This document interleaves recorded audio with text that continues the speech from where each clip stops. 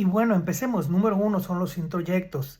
Básicamente los introyectos son las voces interiorizadas del abusador o la abusadora, que de tanto que nos dijeron, ahora nos lo repetimos nosotros mismos. Generalmente son introyectos, es decir, son voces devaluadoras, criticadoras, humillantes, que hacen mucha comparación, ¿no? A nivel interno estamos hablando de esa voz. El proceso es el siguiente, es después de haber escuchado durante tanto tiempo ciertas críticas, ciertas devaluaciones, pues te digo, esto se integra psíquicamente y entonces tenemos que identificar muy bien cuáles son esos introyectos, porque esa es una de las secuelas del abuso narcisista más frecuentes. Puedes terminar la relación, incluso tener contacto cero, no, incluso limitar el contacto con la persona narcisista. Pero el introyecto puede seguir ahí y se va a manifestar entonces cuando tengas que tomar una decisión, cuando hables de ti mismo, cuando empieces a manifestarte verdadero amor propio, darte autocuidado, etcétera. Va a surgir esta voz, va a surgir esta autocrítica, va a surgir esta devaluación. Entonces tenemos que estar muy atentos para evaluar si siguen ahí estos introyectos y de qué manera siguen ahí, qué frases son las que nos decimos a nosotros mismos. Y también saber que esas frases van a estar un tiempo ahí porque son introyectos, los interiorizamos.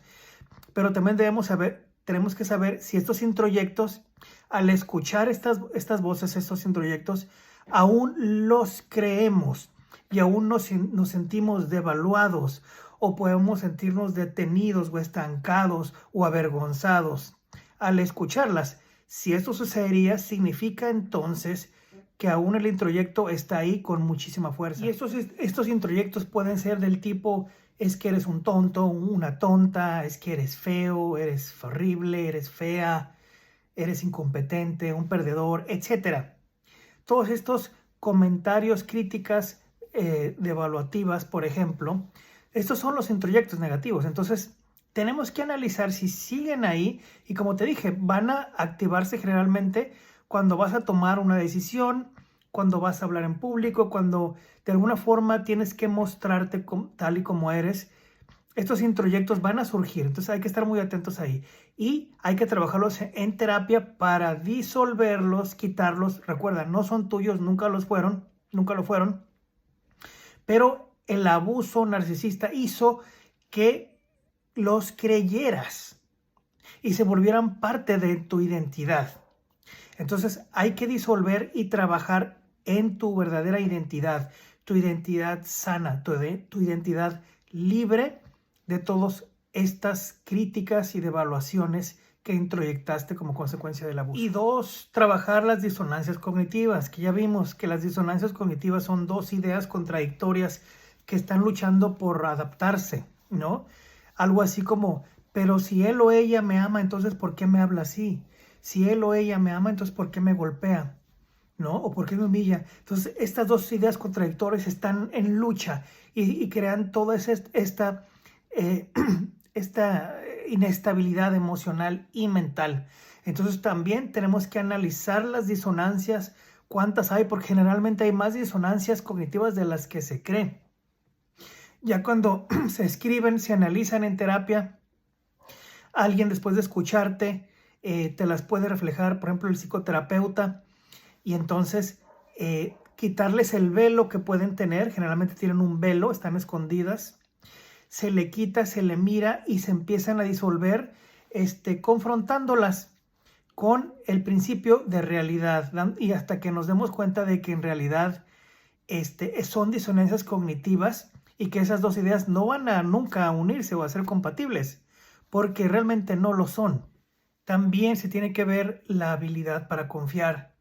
Después de terminar una relación con alguna persona con trastorno narcisista o alguna persona psicopática, la capacidad para confiar en los otros se ve extremadamente disminuida, afectada. Empieza a haber una cuestión paranoica, a desconfiar del mundo, de los otros, de las intenciones. y de repente se le empieza a ver al otro como esta persona en la que no se puede confiar, en la que va a abusar de nuestras vulnerabilidades y de que vamos a terminar sufriendo como sufrimos anteriormente. Entonces, las heridas emocionales que provocaron esta falta de confianza en los demás, que es natural hasta cierto punto, tiene que erradicarse. Y muchas veces esta falta de confianza es un síntoma de estrés postraumático complejo por la gran cantidad de heridas, de luz de gas, por ejemplo, u otras técnicas de manipulación que fueron de manera contundente y permanente minando la capacidad que tuviste, que tenías y que puedes recuperar, pero y que tenías para confiar en ti, en tus propias percepciones, sentimientos, pensamientos y en las intenciones de los demás. Estamos hablando de un tipo de abuso bastante serio que puede llegar a dañar a tal grado la integridad de alguien mental, emocional, como para perder la confianza en realidad en el mundo, en los otros.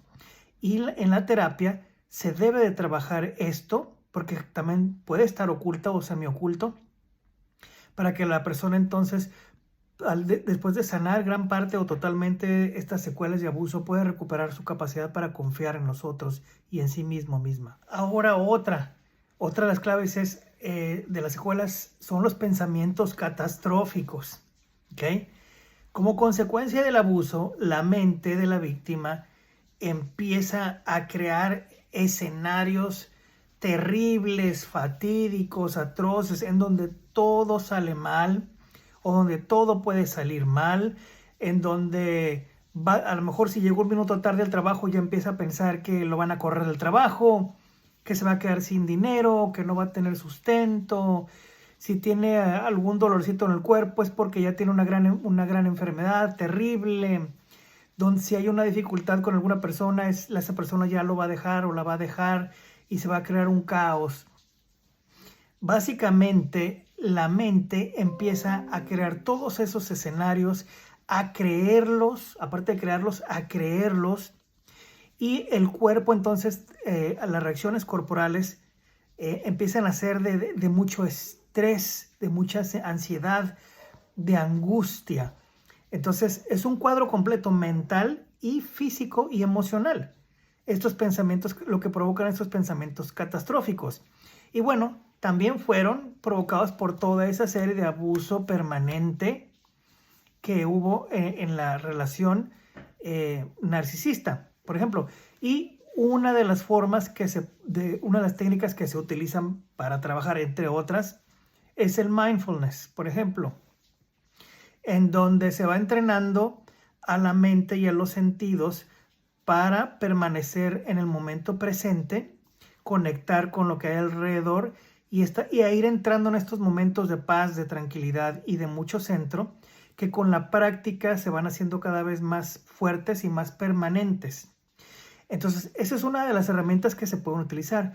Claro, se debe también de abordar el origen del pensamiento catastrófico, que en el fondo es el abuso permanente del que he hablado. Ahora, otra de las formas de las situaciones que te pueden ayudar es no asumir el rol materno con la pareja o el rol paterno también con la pareja si eres hombre. ¿Okay?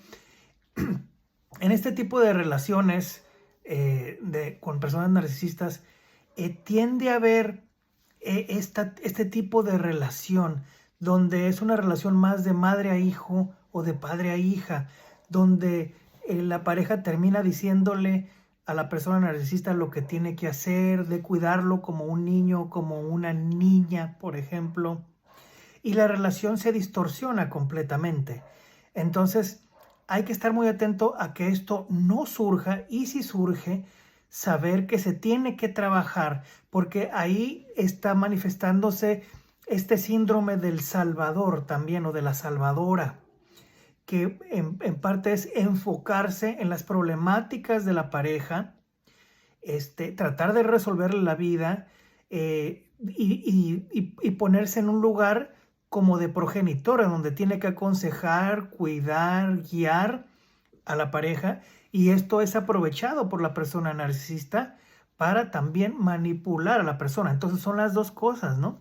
El síndrome del Salvador de la víctima y el narcisismo de la otra parte. Y bueno, se crea esta relación tan difícil que, como dice uno de los autores que habla mucho de esto, es Sam Bankin, que es empieza la danza macabra. Y bueno, una de las cosas también muy importantes es el trabajo con la autosuficiencia. Cuando se está en una relación de abuso, se pierde la autosuficiencia, se pierde la autonomía, se pierde la capacidad de confiar en uno mismo, de confiar en sus propios pensamientos, deseos, etc. Incluso se llegan a perder, ni siquiera se sabe quién es uno, ni qué es lo que quieren. Entonces, la autosuficiencia como pilar del amor propio debe ser abordado profundamente en un proceso de terapia para recuperar esa autosuficiencia, recuperar ese verdadero amor propio, esa autoestima verdadera que se perdió en una relación con esas características que ya he mencionado.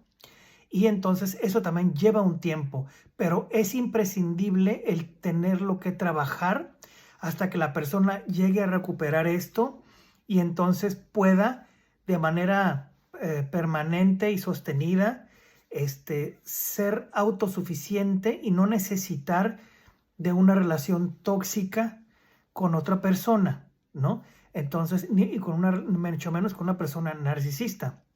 Entonces, al identificar esto y sanar estas heridas que lo llevaron a esta autosuficiencia, una buena parte de la terapia está hecha.